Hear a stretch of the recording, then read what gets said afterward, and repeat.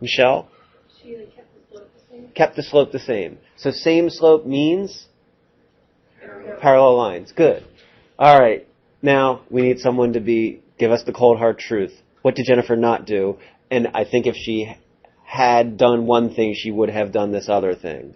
Michelle, what didn't she do? She didn't use the 2 points. The The 1 point with 2 coordinates.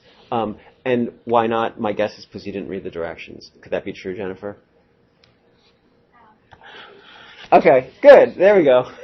So I actually need it to go through that specific point. So yours is totally parallel, which is half the battle.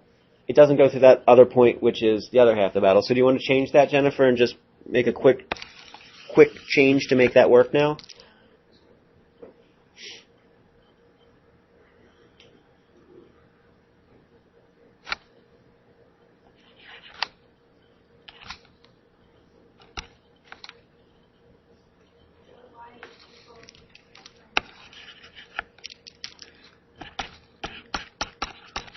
Did anyone get y equals x minus 5? Do I have a second or third on that? I got a second and a third, so that works. Okay. Monty. Can you put y minus negative 3 1 times x minus 2? Yep.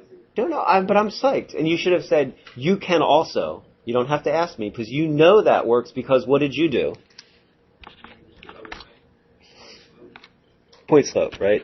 So this is the point slope form, and this is the slope intercept. I would actually say that point slope is really, really easy here, right?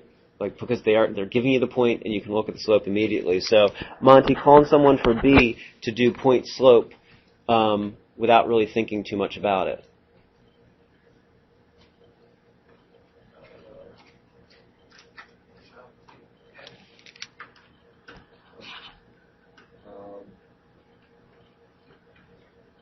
Y equals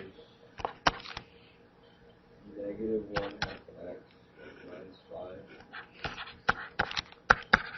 Tell me why the negative 1 half. Don't you have to make the slope negative and put the reciprocal? Negative reciprocal. Perfect. I totally agree. What's the slope of this line? 1. The slope is 1, so, Evan, if you want to take the negative reciprocal, just negative 1, just, right, negative 1 over 1. All right, so we have negative 1 minus 5 y-intercept. Yes, no? Michelle? if you plug the slope into the slope form, you get the y-intercept is negative 1. All right, so give me point slope. Y minus negative 3 equals negative 1 x minus 2. And I would actually say that goes back to what Monty told us in part A, right? And Michelle's saying if you simplify that, we get negative 1x minus 1. Okay, so the y-intercept is minus 1.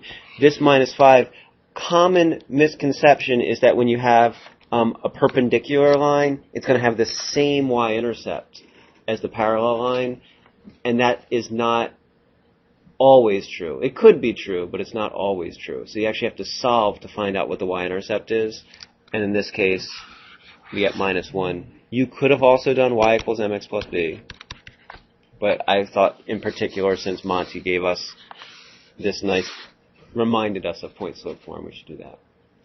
All right. I have a deal for you.